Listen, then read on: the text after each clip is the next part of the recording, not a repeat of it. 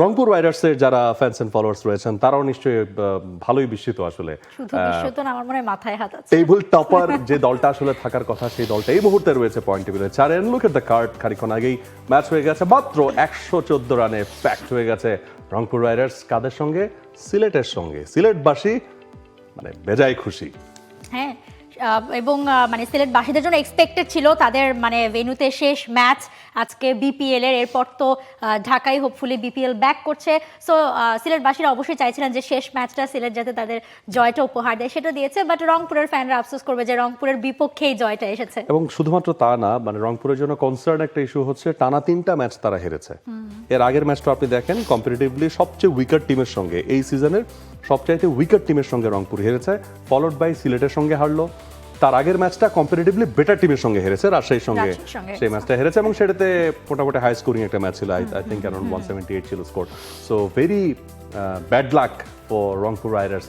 মানে তারা যেই ধরনের টিম তারা বানিয়েছে, যে ধরনের প্লেয়ারদেরকে দলে নিয়েছে এবং তাদের কাছ থেকে প্রত্যাশিত যে অবস্থানটা, সেখান থেকে কিন্তু রংপুরের জন্য আসলে কনসার্নের বিষয় যে তারা আসলে কিভাবে এই জায়গাটা উতরে যাবে, ঢাকা পর্বটা তারা আসলে কিভাবে বাউন্স ব্যাক করবে।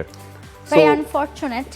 দেখেন, টুর্নামেন্ট সেই যখন আপনার অকশন থেকে সেই শুরু থেকে সবাই বলছে যে রংপুর আর রাজশাহী হচ্ছে সবচেয়ে সলিড টিম এবারের বিপিএল, এবং অনেকে এমনটা বলছিল যে এবার যদি আসলে রংপুর ট্রফি নিতে না পারে এটা আনএক্সপেক্টেড হবে। কারণ একদম শুরু থেকে আপনার তাদের ডিরেক্ট সাইনিং থেকে শুরু করে যে ধরনের দল তারা গুছিয়েছে, সবাই হেভিওয়েট খুব আশা করছিল। হ্যাঁ, এবং প্রতিবার হয় কি রংপুরের সাথে দেখেন রংপুর টানা খুব ম্যাচ জিতে, এবং লাস্ট সিজনে দেখেন টানা 8টা ম্যাচ জেতার পর এরপর আসলে ব্যাক টু ব্যাক হার, এরপর গিয়ে আসলে মানে শিরোপার ধারে কাছে যেতে পারলো না দলটা। এই যে একটা আফসোস ছিল, সবাই ভাবছিল যে এবার বোধহয় সেই খরাটা কাটবে, 2017-এর পর আবার হয়তো শিরোপার একটা দেখা পাবে রংপুর। যদিও এখনো মানে সমীকরণ হাত থেকে তো বেরিয়ে যায়নি, কিন্তু রংপুরকে একটু আসলে উইকার জোনে এখন মনে হচ্ছে।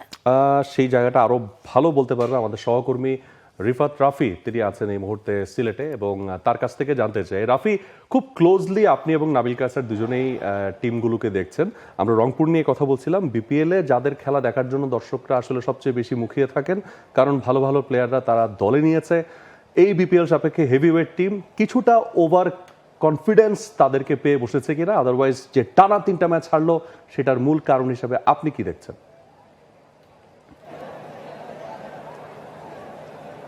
কোয়াইট শকিং মাহফুজ, মানে যেভাবে করে রংপুর রাইডার্স টুর্নামেন্টের শুরুটা করেছিল মনে হচ্ছিল তারা উপরের দিকে থাকবে, এবং দলটাও যেভাবে গুছিয়েছে টিম ম্যানেজমেন্ট, কোনোভাবেই এই ধরনের টানা হারের বৃত্তে আটকে যাবার কথা রংপুর রাইডার্সের অন্তত না। এবং শুরুর ভাগে টানা জয়, তারপর টানা হার, একটা চেনা পরিচিত সিনারিও মনে হচ্ছে। আগের দুটো আসরেও এই ধরনের সিনারিও দেখা গেছে। তবে সিলেট ফ্যানরা দুর্দান্ত এনজয় করেছে। টানা বিপিএল হলো সিলেটে এতদিন ধরে, এটা তাদের জন্য কি বলবো, যতটুকু প্রত্যাশা তার চেয়েও বেশি। এবং শেষ ম্যাচটা সিলেট রংপুরের মতো দলের বিপক্ষে জিতে ঢাকায় যাবে, এটা আসলে তাদের জন্য একেবারে কি বলবো, they are in the cloud 9 right now. আরেকটা প্রশ্ন আপনার কাছ থেকে অবশ্যই আপনার কাছে রাখতে চাই, সেটা হচ্ছে পুরো সিলেট ফেজটাই তো দেখলেন। আমরা বিপিএল এর অন্যান্য ফেজ, যদিও চট্টগ্রামে খেলা হচ্ছে না, চট্টগ্রাম ফেজে কেমন ব্যবস্থাপনা থাকে সেটাও দেখি, ঢাকার ফেজটাও জানি। সিলেট বিপিএলটাকে কতটুকু উপভোগ করলো এবং সিলেটে বিপিএলটা কতটুকু ভালো হলো, মানে ওভারঅল সিলেট ফেজটাকে আপনি কিভাবে ইভ্যালুয়েট করেন?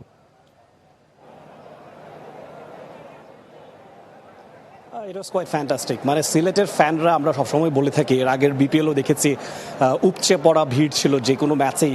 এখানে কিন্তু সিনারিও এমন নয় যে শুধুমাত্র সিলেট ম্যাচেই ফুল হাউস থাকে। হ্যাঁ, অন্যান্য ম্যাচের দর্শক একটু কম থাকে, কিন্তু একেবারে ঢাকার মতো সিনারিও হয় না। বা চট্টগ্রামেও আমরা দেখেছি ক্ষণে ক্ষণে আসলে দর্শক একেবারেই শূন্য হয়ে যায়। যেমন আজকে সিলেট ম্যাচ জিতে সিলেট দলটা চলে গিয়েছে, কিন্তু দর্শকরা কিন্তু এখনও রয়ে গেছেন। ঢাকার খেলা আছে, রাজশাহীর খেলা আছে, সেই জায়গায় তারপরেও তারা শেষটা দেখতে চাচ্ছেন। এবং রাজশাহীরও যথেষ্ট ফ্যান বেজ আছে, ঢাকারও আছে। এবং এটা বলার অপেক্ষা রাখে না যে সিলেটের ফ্যান বেজ বাংলাদেশের one of the best fan bases. যদি কুমিল্লা দলটা থাকতো তাহলে মাহফুজ ভাই নিশ্চয়ই কুমিল্লার দর্শক যারা ছিল তারাও হয়তো, বা কুমিল্লায় ভেন্যু পেলে তারাও হয়তো সেই সমপরিমাণ এনজয় করতে পারতো, এটা বলা যায়। হ্যাঁ, তবে এনজয়মেন্টের দিক থেকে রাফি, আপনাকে অসংখ্য ধন্যবাদ আমাদের সঙ্গে কানেক্টেড হওয়ার জন্য এবং চমৎকার খুব ইনসাইটসের জন্য। Thank you so much. এবং সিলেট পর্ব শেষ করে ঢাকায় ভালোভাবে ফিরে আসেন, ঢাকার পর্বটাও আরও সুন্দর করতে হবে সেই প্রত্যাশায় রাখছি। তিনি বলছিলেন যে কুমিল্লা থাকলে কি হতো, তবে নোয়াখালী যে এসছে সেদিন রিফাত এমিল বলছিলেন যে মানে কয়টা বাস যেন, 36টা বাস। হ্যাঁ, অনেকগুলা 30-40টা করে বাসে করে দর্শকরা রিফাত এমিলের প্রশ্ন হচ্ছে ভাবা যায় যে এতগুলো বাস দিয়ে সমর্থকরা গেল, তো অবশ্যই ভাবা যায়। back to back দুইটা জয় প্রথমবারের মতো পেয়েছে জীবনে finally। প্রথমবার একটা দল বিপিএল খেলছে, ভাবাই তো যায়। তো আমরা আপনার কাছে প্রশ্ন, এই বিপিএল এ এই মুহূর্তে সো ফার এই পর্যন্ত যতগুলো খেলা হয়ে গেল, আপনার কাছে প্রাপ্তির জায়গাটা কি? তার আগে পয়েন্ট টেবিলটা দেখে নিচ্ছি, সেটাও নিশ্চয়ই বলবেন। পয়েন্ট টেবিলে সবার প্রথমে যেই নামটা চট্টগ্রাম রয়্যালস, আমরা প্রত্যেকটা শোতে সারাক্ষণই বলে চলেছি যে যেই দলটা নিয়ে সবচেয়ে এক্সপেকটেশন কম ছিল সেই দলটাই সবাইকে চমকে দিয়ে পয়েন্ট টেবিলের মাথায় বসেছে চট্টগ্রাম রয়্যালস। 7টা ম্যাচ খেলেছে তারা, 5টা জয় এবং 10 পয়েন্টে তারা আছে। সেখানে রাজশাহী, মানে এই যে আজকের ম্যাচটার আগ পর্যন্ত 2 নম্বরে ছিল রাজশাহী, সিলেট এখন ম্যাচ জিতে রান রেট বাড়িয়েছে এবং সেখান থেকে তারাও 10 পয়েন্টে 2 নম্বরে বসেছে। রাজশাহী রয়েছে 3 নম্বরে এবং তারপরে রয়েছে রংপুর কালকের ম্যাচের আগেও 2 নম্বরে ছিল, রাজশাহীর সাথে ম্যাচ হেরে 4 নম্বরে চলে এসেছে। এবং যেই দুটো দল নিয়ে আসলে এক্সপেকটেশন দিনকে দিন কমেই চলেছে, ঢাকা এবং নোয়াখালী, তারপরও ফাইনালি 6টা টানা হারের পর ওই যে মানে রবার্ট ব্রুসের গল্পের মতো সপ্তমবারে গিয়ে আসলে সপ্তম ম্যাচে এসে নোয়াখালী ফাইনাল তাদের মানে প্রথম জয়টা পায়। এরপর ব্যাক টু ব্যাক জিতেছে 2টো ম্যাচ, টানা 2টো জয় অন্তত নোয়াখালী দর্শকদের দিতে পেরেছে। এবং প্রাপ্তির জায়গা বলছিলেন, প্রাপ্তি আমি দেখলাম যে আপনার লাস্ট শোতে যখন আসলে top wicket taker, top run গেটারের মানে যেই নামগুলো বলছিলেন, দেখেন এই একদিন পরেই কিন্তু অনেকগুলো নামের মধ্যে চেঞ্জেস চলে এসেছে। সো আমার মনে হয় যে এইটা একটা বৈচিত্র্য এবং এই বৈচিত্র্যটা একটা মানে প্রাপ্তি। আমরা সেরা ব্যাটার যারা রয়েছে টপ রান গেটার, সেখানে দেখতে পাচ্ছি পারভেজ হোসেন ইমন, আজকেও তিনি দারুণ নক খেলেছেন, 9 ম্যাচে 288, তিনি 1 নম্বরে চলে গেছেন। একটু আগে নাজমুল হোসেন শান্ত 1 নম্বরে ছিলেন, টপকে গেছেন ইমন। এই যে দেখেন মানে এক ম্যাচ পরে একটু আগে পরেই এক একজনকে টপকে যাচ্ছে, এটাই তো একটা দারুণ ব্যাপার বিপিএল এর। এবং সেই সাথে অ্যাডাম রাসিংটন যিনি চলে গেছেন ইনজুর্ড হয়ে, কিন্তু তিনিও এখনও টপ রান গেটারদের মধ্যে রয়েছেন। হৃদয় রয়েছেন, ডেভিড মালান। হৃদয় তো লাস্ট ম্যাচে আমরা দেখেছি কি দারুণ একটা নক ছিল, সেঞ্চুরি না থাকলেও আনফর্চুনেটলি, বাট দারুণ ব্যাটিং তার থেকে দেখা গেছে। টপ উইকেট টেকারদের নাম যদি বলতে চান।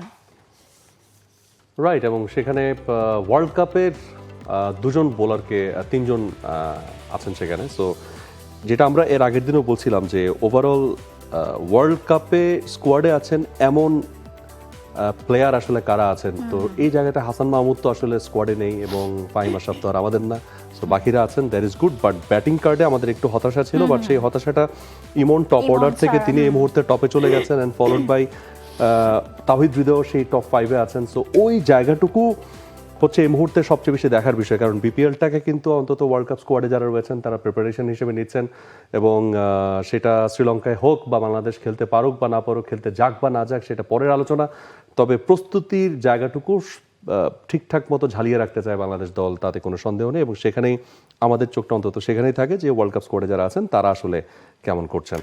এবং দর্শকদের প্রশ্ন এই জন্যই বারবার আসছে যে এখন যেহেতু ধরেন এই যে নাজমুল হোসেন শান্তর কথা বলেন আপনি, বা এই যে বিভিন্ন নাম যে পারফর্ম করছে কিন্তু স্কোয়াডে নাই, সো স্কোয়াডে কোনো পরিবর্তন আসতে পারে কিনা, ফ্রিজেও কিন্তু এই ধরনের প্রশ্ন আমরা অনেক পেয়ে থাকি। আমার মনে হয় না দরকার আছে, কারণ হচ্ছে যে তাকে যখন এই সিদ্ধান্তটা নেওয়া হয়েছে সেটা তার ইন্টারন্যাশনাল পারফরমেন্সের উপর বেস করে কিন্তু নেওয়া হয়েছে, নট যে ঘরোয়া পারফরমেন্স তার কেমন হচ্ছে। বিপিএলে এই মুহূর্তে বাংলাদেশের যে আবহ, বাংলাদেশের যে মানে উইকেটগুলোতে খেলা হচ্ছে এবং সেখানে যাদের এগেনস্টে তিনি খেলছেন সবকিছু বিবেচনায় আমার কাছে মনে হয় না যে এই মুহূর্তে শান্তর এই পারফরমেন্সের উপর বেস করে খুব বড় কোনো আসলে ডিসিশন আসতে যাচ্ছে বা শান্তকে দলে নেওয়ার ব্যাপারে আলোচনা হবে। বাট যদি হয় সেটা হবে খুবই সারপ্রাইজিং। বাট আমার কাছে মনে হয় যাদেরকে মানে কল আপ করা হয়েছে সেই দলটাকে এপ্রিসিয়েট করা উচিত এবং তাদেরকে থামস আপ দেওয়া উচিত। এবং শান্ত যে ওই জায়গাটাতে থাকতে পারলেন না, এবং ফলোড বাই এটা যেটা হচ্ছে তার জন্য পজিটিভ একটা দিক যে তিনি স্কোয়াডে ছিলেন না এবং তার প্রস্তুতি যে আগের চেয়ে তিনি বেটার নিচ্ছেন তার একটা রিফ্লেকশন হচ্ছে বিপিএল এ তার performance. Just keep it up. সেটাই। আর এখন সবচেয়ে বড় কথা হচ্ছে যে সিলেট পর্ব শেষ হয়ে বিপিএল ঢাকাতে ফিরছে। নর্মালি আমরা ঢাকা থেকেই শুরু করি বিপিএল, সবসময় দেখি যে শুরু হয়, এবারে ডিফারেন্সটা ছিল সিলেট থেকে শুরু হয়েছিল, এবারে একেবারে এসে মানে অনেকদিন পর মনে হয় ঢাকার দর্শকরা যারা ক্রিকেট প্রেমী, যারা আসলেই ঢাকার এত ব্যস্ততার মধ্যেও মাঠে গিয়ে খেলাটা দেখেন, মানে মিরপুরে ক্রিকেট মিস করছে, মিরপুর তো মিস করছে, অনেকদিন হয়েছে মাহফুজ। এটা সমসাময়িক বিভিন্ন সিচুয়েশনের কারণে হয়তো এবারে সিদ্ধান্তটা একটু ব্যতিক্রম ছিল, বাট তারপরও এটাও কিন্তু জল্পনায় ছিল যে ঢাকায় আসলে ম্যাচগুলো হবে কিনা, নাকি ওভারঅল সিলেটেই শেষ করার জন্য প্ল্যান হবে। So according to the situation Bangladesh cricket board will plan, but so far এখনো পর্যন্ত কিন্তু বিপিএল ব্যাক করছে ঢাকায়, সেই নিউজই আমাদের কাছে আছে। এবং বাংলাদেশে বা ঢাকায় যারা থাকেন মানে একটা বাঞ্চ, আসলে একটা বিশাল ক্রিকেট সমর্থক গোষ্ঠী, তারা কিন্তু অপেক্ষা করছেন। For more updates, subscribe to our YouTube channel and click on the bell icon. Follow us on Facebook and Instagram. Download T Sports app to enjoy exciting games and highlights. Visit tsports.com.